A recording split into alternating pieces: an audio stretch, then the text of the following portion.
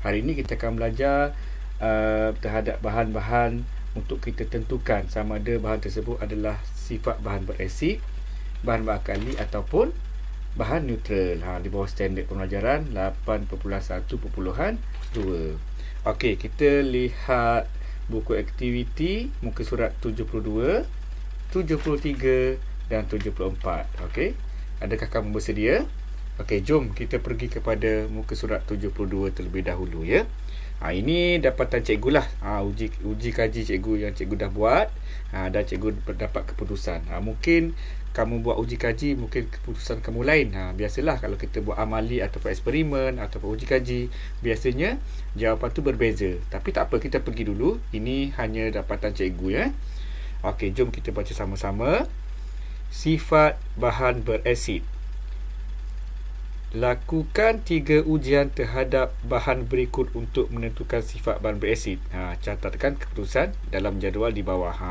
Cikgu harap kamu dah buat, kamu dah uji kaji, kamu dah baca dan kita lihat hasilnya. Adakah hasil yang kamu buat tu sama dengan cikgu ataupun tidak Okey, untuk ujian pertama ni dia menggunakan kertas litmus merah dan biru. Untuk ujian kedua, kita buat ujian melalui diri rasa lah, menggunakan lidah. Yang ketiga, kita guna sentuhan Okey, jom kita lihat jus asam jawa. Kita lihat satu persatu. Siapa boleh jawab? Kalau jus asam jawa ni, kalau kita gunakan kertas litmus, apa?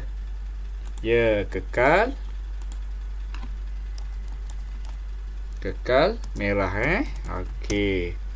Manakala biru menjadi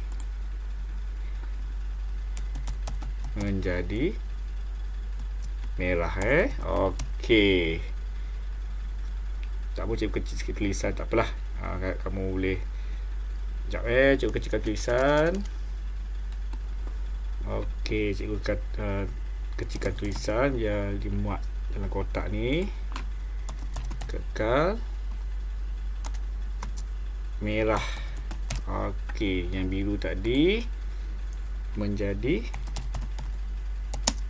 merah Okey, ini kamu dah belajar kan? Okey, kalau ujian 2 ni, rasa. Dirasa apa?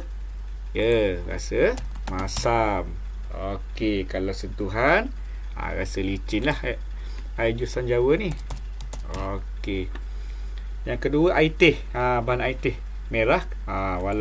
Walau kita dah uji pun merah kekal merah lah untuk kertas litmus ni.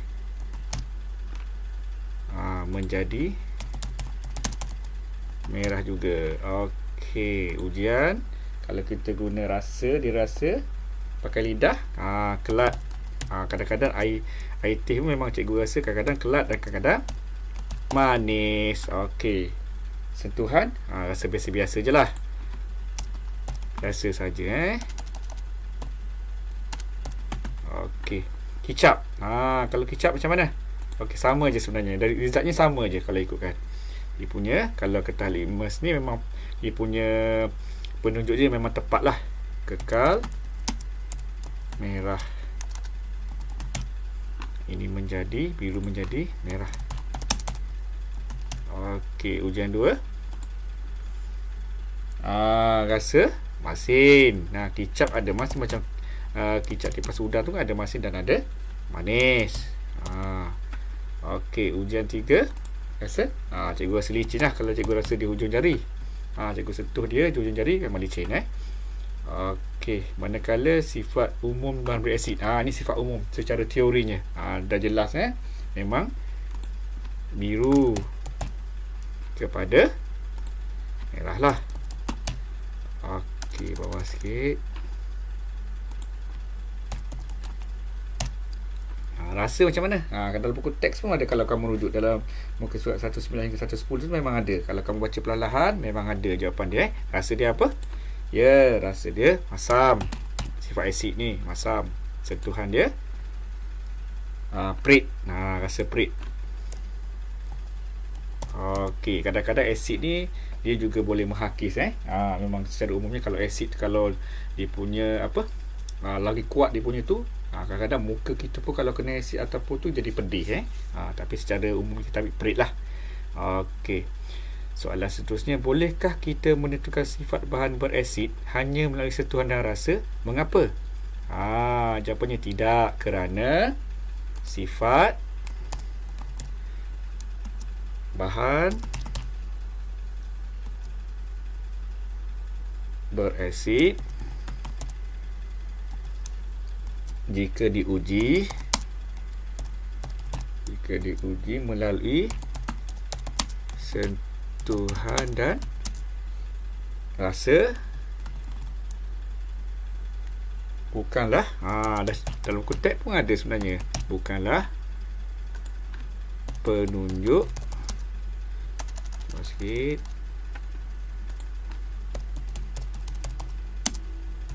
yang tepat. Okey, bukan penunjuk saintifik. Okey, saintifik yang tepat.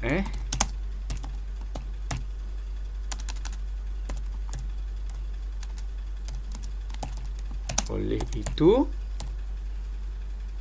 ia lebih tepat diuji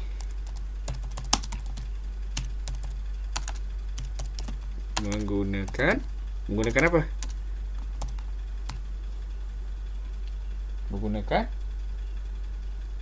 kertas litmus. Okey, litmus. Dah ada titik tu, tak payahlah. Kita litmus. Okey, seterusnya kita pergi kepada muka surat 73. Sifat bahan berakali. Okey, jom. Ni cikgu tak payah bacalah. Kalau kamu dah buat uji kaji pun, kamu dah dapat keputusan. Okey, ini keputusan cikgu yang cikgu dah buat uji kaji. Okey, kita lihat. Untuk larutan kapur sirih merah, menjadi biru. Ini kekal biru, birulah. Tak berubah. Kekal biru. Manakala ujian 2 melalui lidah, kita rasa apa larutan kapur sirih ni? Pahit. Pahit. Okey, manakala kalau kita guna sentuhan, licin.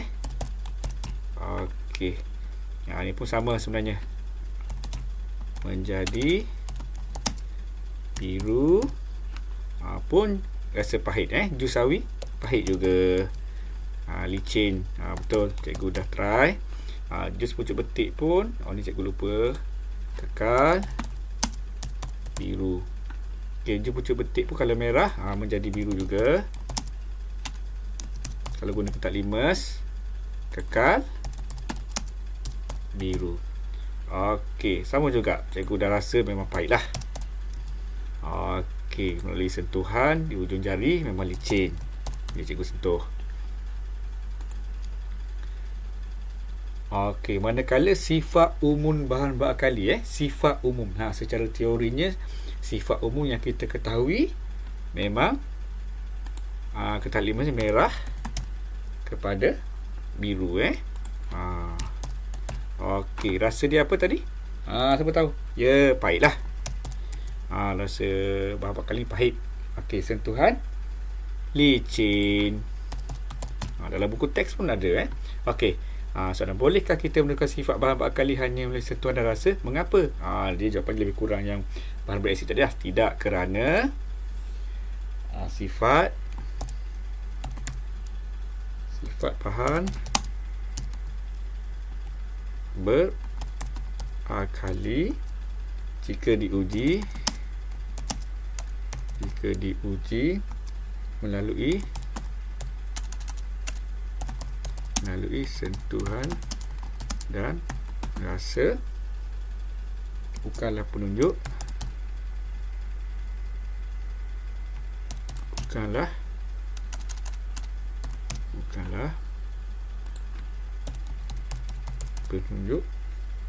saintifik yang tepat. Oleh itu,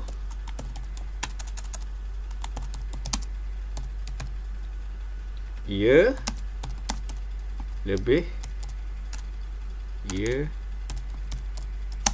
lebih tepat diuji dengan kertas litmus. Okey. Okey, settle. Okey, jom kita pergi kepada muka surat 11, sifat bahan neutral. Okey, kamu dah buat, kamu dah baca ikut arahan ni untuk uji kaji. Okey, selepas tu dapat keputusan. Untuk larutan garam ni, apa dia? Larutan neutral, tiada perubahan kesemuanya. Sebenarnya kalau merah, kekal merah lah. Kalau biru, kekal biru, tiada perubahan. Okey, kalau ujian 2 ni, kalau kita rasa larutan garam ni rasa apa? Masin lah. Masin kalau kita sentuh, kalau cikgu rasa kesat sebenarnya. Sebab garam kan dia punya sifat dia macam pekat-pekat kan.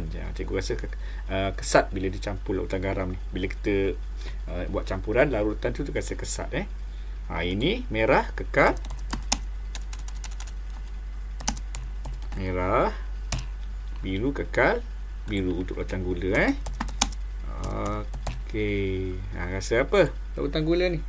Manis. Gula kan manis. Okey, pun rasa kesat kalau cikgu buat ujian. Okey, air mineral kekal merah juga. Ini pun kekal biru. Pandai. Okey, air mineral rasa apa? Tawar. Tak ada rasa apa-apa sebenarnya. Rasa, kalau cikgu rasa biasalah. Air ni kalau cikgu sentuh hujung jari. Okey. Okey, kalau untuk kat sini sebenarnya, kalau untuk ujian 3 ni melalui sentuhan ni, sebenarnya kadang-kadang larutan garam tu kalau kamu letak garam banyak, itu yang menjadikan dia kadang-kadang berubah menjadi kadang-kadang biasa, licin. Itu bergantung kepada uji kaji kamu. Ini uji kaji cikgu. Mungkin kat sini kamu rasa lautan gula tu licin apabila kamu letak gula tu sedikit ke dalam air bila kamu larutkan. Kadang kalau kamu letak pekat, itu kadang-kadang rasanya macam agak kesat. Itu pendapat cikgu lah. Okey, ini sifat umum bahan neutral. Okey, perubahan warna kertas litmus, apa dia?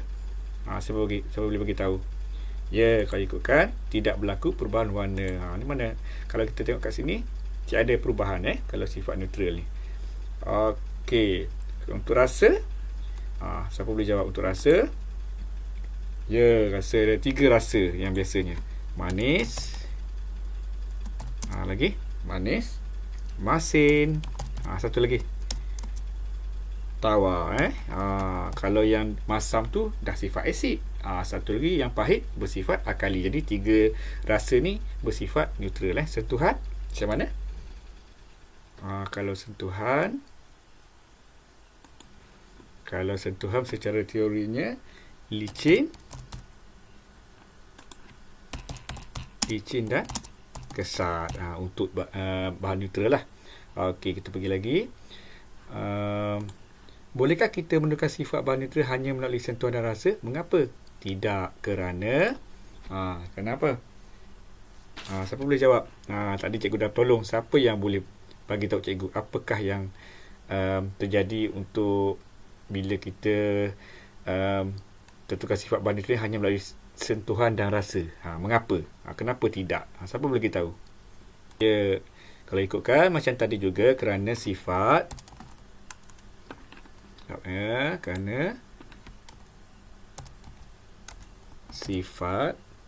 bahan neutral jika diuji melalui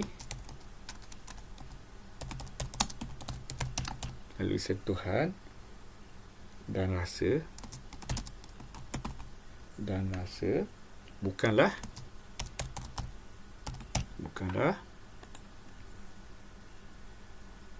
penunjuk saintifik